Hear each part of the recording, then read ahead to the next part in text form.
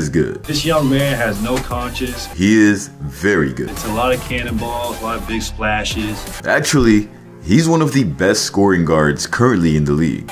From all over the hardwood. It could be beyond half court, 8 feet behind the three-point line, mid-range. It's a pool party everywhere you go. When it comes to finding ways to score, you really can't get much better than the Warriors' 6th man and late first rounder who got re-ranked as a top 5 draft pick. Currently, Poole is averaging 21 points, 4 assists, and 3 rebounds per game in 30 minutes. In the series versus Boston, Poole came up clutch, hitting some big shots to boost the Warriors and help lead the team to victory in the 2022 NBA Finals. At the beginning of that season, Poole started while Klay Thompson was out on injury, and the Warriors were virtually unstoppable.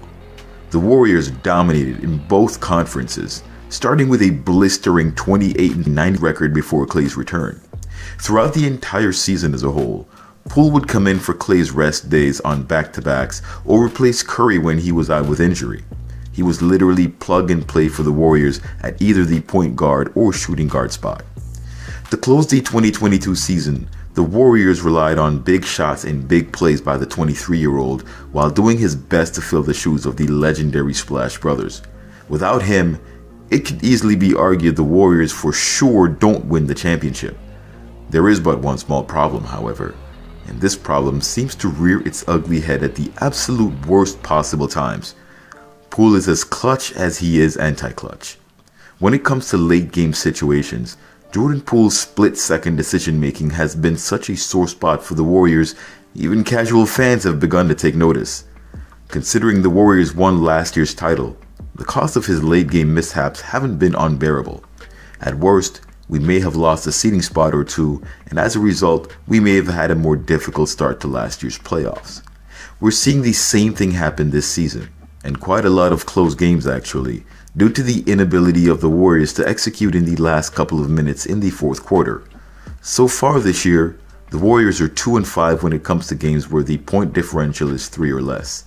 When the difference is less than 10 points, the team record is a bit more respectable, with the Warriors winning 12 of those opportunities and losing 11. Take for instance this loss versus Utah. The Warriors were up 1 with 7 seconds left in the game. The job is simple. Keep the ball away from Utah for the time remaining. Ty Jerome inbounds the ball to Jordan Poole, whose lack of awareness led to him getting immediately stripped of the possession by Alexander Walker. Kelly Olynyk joins the fracas and recovers the loose ball, sending the Jazz on a break that results in a dunk by Fontecchio. I'd bet my last dollar that Poole would like another crack at that. The problem is, he already has. When Jordan Poole was drafted by the Warriors with the 20th pick in the 2019 NBA draft, he was not on anyone's radar. Fans were confused and wondering why the Warriors didn't pick up a player like Bol Bol or Kevin Porter Jr. Both were top prospects, although Bol Bol had faced injury early on in his career, which so far has almost led to its derailing. The front office, however, saw something in Poole. The former Michigan Wolverine had hit that game-winning clutch 3 that showed the kid was literally cold-blooded with more ice in his veins than vanilla. If there was a problem, yo, I'll solve it. Check out the hook while my DJ revolves it. Ice, ice. But it was more than that.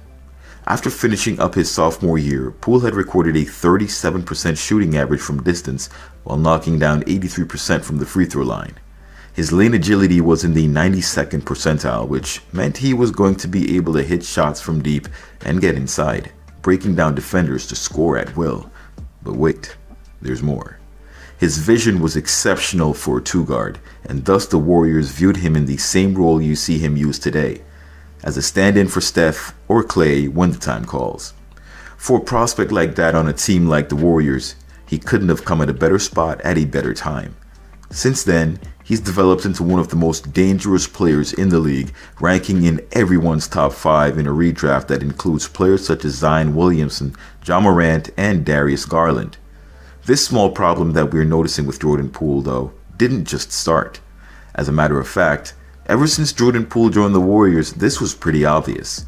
It was the same reason Poole was sent to the G League his first 2 years in the NBA in order to improve his control, among other things. When he's not making impressive passes, He usually ends up slipping, falling, and the Warriors' possession becomes a 50-50 loose ball. This can turn into a turnover nightmare and can easily cause a close game to slip away. While he was able to seemingly resolve most of these issues, on the biggest stage there still remains some relic of the problem. He seems to just not be able to lock in. His inability to drown out the noise and focus on the team goal, thinking less like a scorer and more like a team player, has repeatedly been an issue which, as you have seen, Steve Kerr has continually addressed with him. The good thing, first of all, is that Poole has worked through his indecisiveness and makes his decisions more quickly. The bad thing is that they're not always the right decision from a team perspective. While we see this as an issue, where he does seem to play within the team's offense, this isn't entirely a bad thing.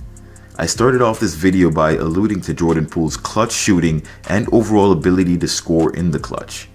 This isn't a coincidence. Nowadays, players like LeBron James will get some flack for not taking the last shot in a game, considering he's being compared to Michael Jordan. Kobe Bryant pulls back. Kobe Bryant. Jordan time running down for the win. Yeah! You can't believe it! Players like Jordan and Kobe had that killer mentality when it came to closing out games, and with these guys it was looked at as a positive. Neither were natural facilitators, and had they been playing for this Warriors team at the same age as Poole, we'd likely see some similarities. Don't forget, Kobe started off the bench when he started in the league. But maybe there are some slight differences in the method of execution. When a team is built around a player, the onus falls on them to either take that last shot or make the right play, and for players that score, taking the last shot is 9 out of 10 times the right play. What Jordan Poole does is no different. He just happens to be playing in a different era on a different team. There was also that incident in a recent game where the Warriors, despite only having bench players available and playing a road game in a season where the Dubs were 5-18 on the road, were able to smack the Cavaliers in what was initially projected to be a win for the Cavs and a loss for the Warriors before a single minute had been played. The Cavs had been one of the hottest teams in the East, and so no one really thought the Warriors could get the W. Well, unfortunately for the Cavs, Poole, Jerome, and the rest of the squad had other plans. Without Curry, Clay, Wiggins, or Draymond, the Warriors dropped 120 points on the Cavs while conceding only 114.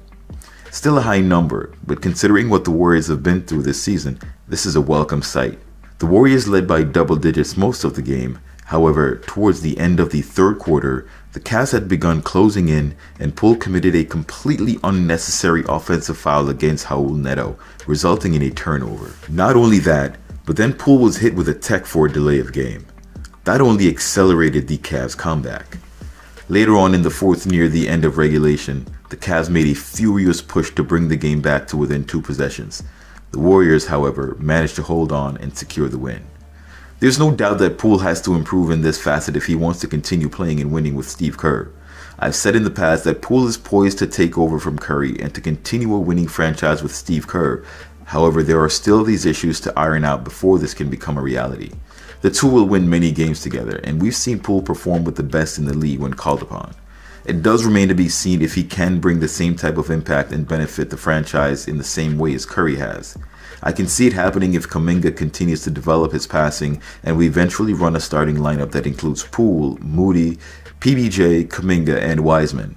However, the Warriors will need to retain guys that can facilitate at a high level off the bench. This lineup would essentially give the Warriors more size while having a core that matches the core competencies of the dynasty. A point guard with unmatched scoring ability, a 2-guard with lights-out shooting and length to become a menace defensively, a small forward that shoots with the efficiency of KD, stays poised and plays within the offense, a power forward that can handle the ball and find his teammates, and finally, plenty of size and length with a modest amount of floor stretching at the 5.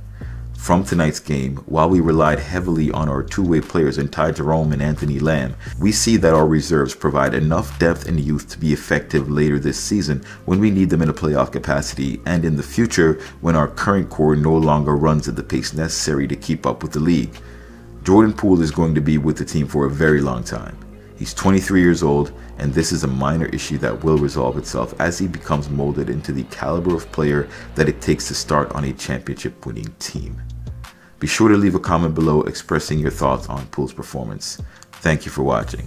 Till next time. Swish.